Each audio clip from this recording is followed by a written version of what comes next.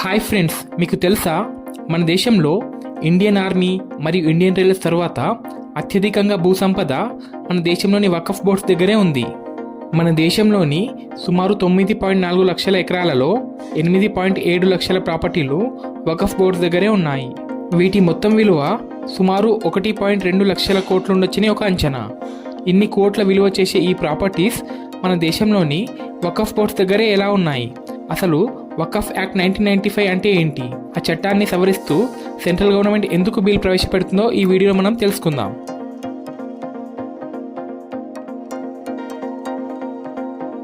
అసలు వకఫ్ అంటే ఏంటో ఇప్పుడు తెలుసుకుందాం. ఇస్లాంలో మతపరమైన లేదా చారిటీ కొరకై యూజ్ చేసే ప్రాపర్టీస్ను వకఫ్ అని అంటారు. ఈ ప్రాపర్టీస్ను డొనేట్ చేసే దాతను వకీఫ్ అని అంటారు. అలాగే అతను డొనేట్ చేసే ప్రాపర్టీను వకఫ్ అని అంటారు. ఎప్పుడైతే ఆ ప్రాపర్టీని డొనేట్ చేసే దాత నుండి ఓనర్షిప్ అల్లాకు ట్రాన్స్ఫర్ అవుతుందో అప్పుడు ఆ ప్రాపర్టీను వకఫ్ అని అంటారు. ఆ ప్రాపర్టీని మేనేజ్ చేయడానికై వకఫ్ బోర్డ్ ఒక వ్యక్తిని నియమిస్తుంది. అతన్ని మూతావల్లి అని అంటారు. మూతావల్లి యొక్క పని ఆ ప్రాపర్టీని మేనేజ్ చేయడం మరియు కాపాడుకోవడం. ఒకసారి ఎవరైనా ఏదైనా ప్రాపర్టీని డొనేట్ చేస్తే ఆ ప్రాపర్టీ యొక్క ఓనర్షిప్ వకీఫ్ నుండి వకఫ్ బోర్డ్కు షిఫ్ట్ అవుతుంది. దాని ఓనర్షిప్ తిరిగి ఆ వకీఫ్కు లభించదు. మన దేశంలో ముస్లింలు ప్రార్థన చేసే మసీద్లు, శ్మశాన వాటికలు, దర్గాలు, మద్రాసాలు, అనాథాశ్రమాలు వకఫ్ ప్రాపర్టీస్కి కొన్ని ఉదాహరణలు. అసలు వకఫ్ అనే కాన్సెప్ట్ ఎలా వచ్చిందో తెలుసుకుందాం. సుమారు 700 సంవత్సరాల క్రితం సుల్తాన్ ముయిజుద్దీన్ అనే ఢిల్లీ సుల్తాన్ తన ఆధీనంలోని 2 ఊర్లను ముల్తాన్కు చెందిన జామా మసీద్కి రాసిచ్చాడు. అలాగే ఆ ఊర్ల యొక్క అడ్మినిస్ట్రేషన్ కొరకు షైఖుల్ ఇస్లాం అనే వ్యక్తిని ముక్తావల్లిగా నియమించాడు. అంటే ఆ ఊర్ల నుండి వచ్చే ఆదాయాన్ని ముక్తావల్లి కలెక్ట్ చేసి ముస్లిం మత అభివృద్ధి కోసం యూజ్ చేసేవాడు. ఇక్కడ ముక్తావల్లి ఒక కేర్ టేకర్గా లేదా సూపర్వైజర్గా ఊర్లకి నియమించబడ్డాడు. అలా నెమ్మదిగా వకఫ్ ల్యాండ్స్ పెరగడం ఆరంభమైంది. దాతలు తమ వద్ద ఉన్న భూమిని తమ మత అభివృద్ధికై రాసి ఇవ్వడం మొదలుపెట్టారు. మన దేశానికి స్వతంత్రం వచ్చాక వకఫ్ ప్రాపర్టీస్ను రెగ్యులేట్ చేయడానికై ఒక చట్టం చేశారు. అదే ద వకఫ్ యాక్ట్ 1954. ఈ చట్టం ప్రకారం the Central Waqf Council of India అనే ఒక రాజ్యాంగ సంస్థను 1964లో ఏర్పాటు చేశారు. దీని ముఖ్యమైన ఉద్దేశం ఏంటంటే దేశంలోని వకఫ్ ప్రాపర్టీస్ను నియంత్రించడం. ఈ కౌన్సిల్ యొక్క పనితనాన్ని మెరుగుపరచడానికై 1995లో కొత్త చట్టాన్ని తీసుకొచ్చారు. అది ద వకఫ్ యాక్ట్ 1995. ఈ చట్టం వకఫ్ కౌన్సిల్ మరియు వకఫ్ బోర్డ్స్కు చాలా పవర్ ఇచ్చింది. చీఫ్ ఎగ్జిక్యూటివ్ ఆఫీసర్ మరియు ముక్తావల్లి డ్యూటీస్ని ఇందులో నిర్దేశించారు. ఈ చట్టం ప్రకారం ఏదైనా ప్రాపర్టీ ఇష్యూ ఉంటే దాన్ని సాల్వ్ చేయడానికై ఒక ట్రిబ్యునల్ను ఏర్పాటు చేశారు. ఆ ట్రిబ్యునల్ ఇచ్చే డిసిషన్ ఫైనల్ అవుతుంది. ఆ డిసిషన్ను అపీల్ చేయడానికై ఒక సివిల్ కోర్టును కూడా ఆశ్రయించలేరు. అలా ఆ ట్రిబ్యునల్కి చాలా పవర్స్ ఇచ్చేశారు. ఈ చట్టం ప్రకారం ఒక సర్వే కమిషనర్ను నియమించాలి. అతని బాధ్యత ఏంటంటే వకఫ్ ప్రాపర్టీస్ లిస్ట్ మెయింటైన్ చేయడం, ఇన్వెస్టిగేషన్ చేయడం ఎక్సెట్రా. ఇప్పుడు మనం అసలు ఈ వకఫ్ బోర్డ్స్తో ఉన్న సమస్యలు ఏంటో తెలుసుకుందాం. వకఫ్ బోర్డ్కి సంబంధించి చాలా సమస్యలు ఉన్నాయి. మొట్టమొదటి సమస్య ఏంటంటే వకఫ్ బోర్డులో డైవర్సిటీ లేకపోవడం. అంటే అందరూ ఒకే సముదాయానికి చెందిన వారై ఉండడం, వేరే సముదాయాల నుండి ప్రాతినిధ్యం లేకపోవడం. దానివల్ల డిసిషన్స్ కూడా ఒకే సముదాయానికి బెనిఫిట్ చేసే విధంగా ఉండేవి. రెండవ విషయం ఏంటంటే ముక్తావల్లీలు. వకఫ్ ప్రాపర్టీస్ను మేనేజ్ చేయడానికి అపాయింట్ అయిన వారికి చాలా పవర్ ఉండేది. కానీ చాలాసార్లు ఆ పవర్ని వీరు మిస్యూజ్ చేసేవారు. ఆ ప్రాపర్టీను తమ ఓన్ ప్రాపర్టీ లాగా వాడుకునేవారు. సరిగ్గా అకౌంట్స్ మెయింటైన్ చేయకపోవడం, డబ్బులు ఎక్కడి నుండి వస్తున్నాయి, ఎలా వాడుకుంటున్నారు అనే లెక్కలు చెప్పకపోవడం దీనికి కారణాలు. లోకల్ రెవెన్యూ ఆఫీసర్స్తో కోఆర్డినేషన్ లేకపోవడం వల్ల వకఫ్ ల్యాండ్స్కి సంబంధించిన రికార్డ్స్లో అవకతవకలు ఉండేవి. అలాగే ల్యాండ్ ఎంక్రోచ్మెంట్స్ కూడా పెద్ద ఇష్యూ. ఇల్లీగల్గా చాలామంది వకఫ్ ల్యాండ్స్ను కబ్జా చేశారు, కానీ వాటిని వకఫ్ బోర్డ్స్ తొలగించలేకపోయాయి. ల్యాండ్ రిజిస్ట్రేషన్ మరియు టైటిల్ డిక్లరేషన్లో డిలే అయ్యేది. వకఫ్ బోర్డ్స్కి చాలా పవర్స్ ఇవ్వడం వల్ల వేరే వర్గాలతో గొడవలు పెరిగి కోర్ట్ కేసెస్ ఎక్కువై ప్రాబ్లమ్స్ వస్తున్నాయి.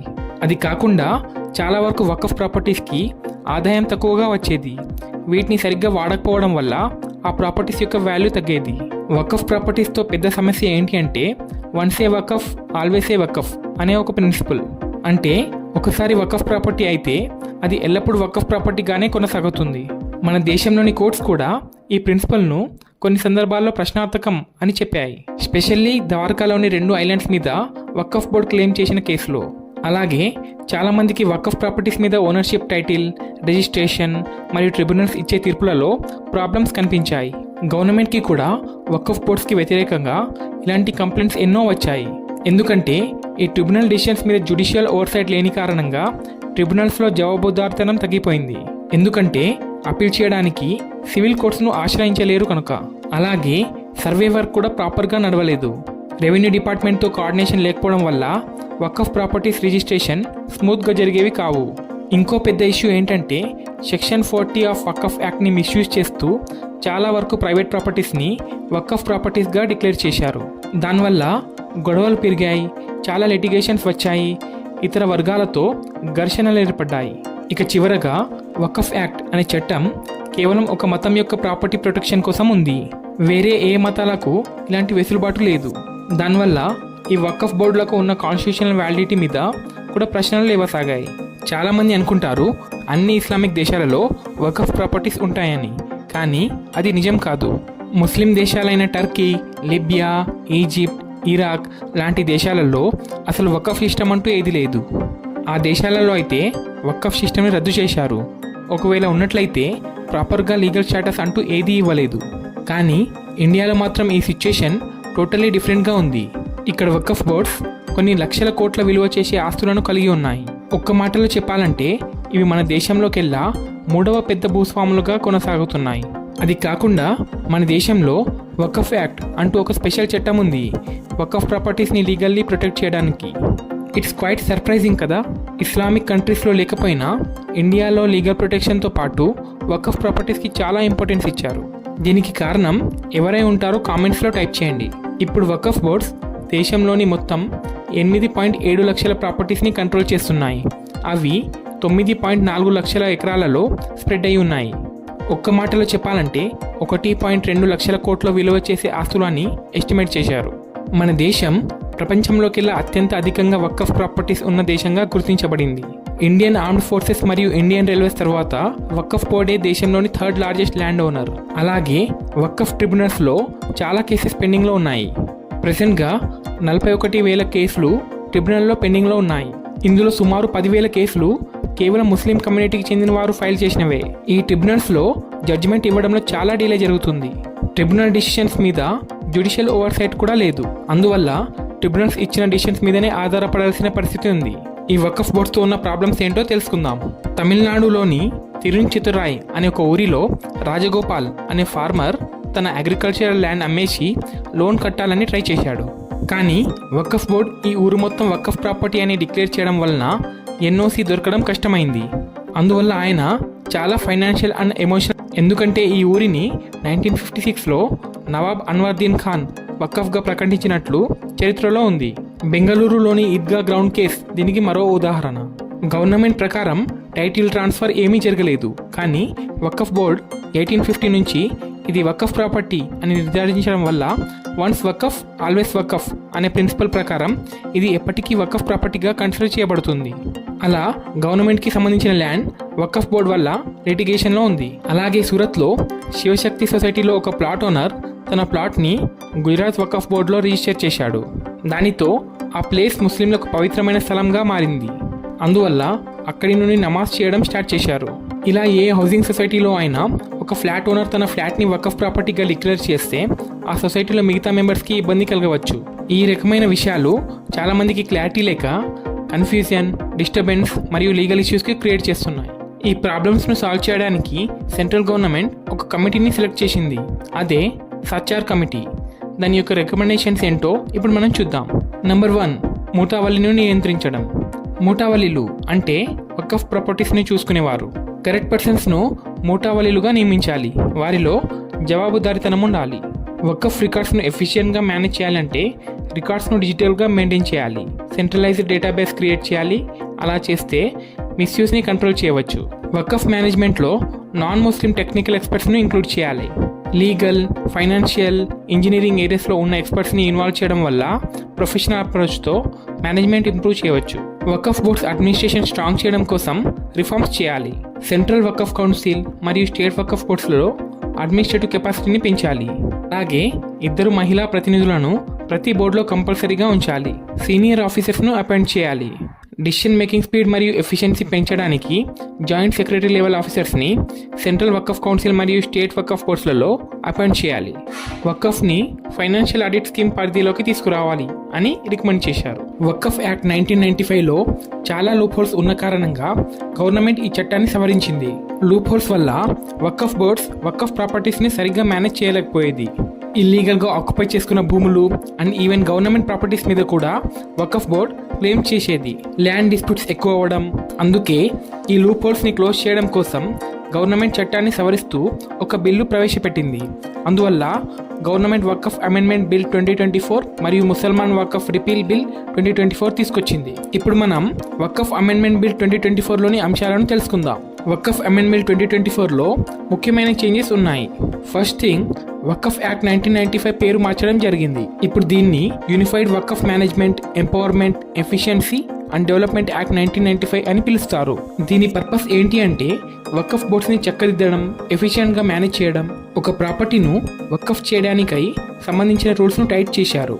ఎవరైనా ఒక ప్రాపర్టీని వకఫ్ అని డిక్లేర్ చేయాలంటే వాళ్ళు అట్లీస్ట్ 5 years ఇస్లాం ఆచరించి ఉండాలి మరియు ఆ పర్సన్ వకఫ్ చేయబోయే ప్రాపర్టీకి ఓనర్ అయి ఉండాలి. అప్పుడే వకఫ్ అని డిక్లేర్ చేయగలడు.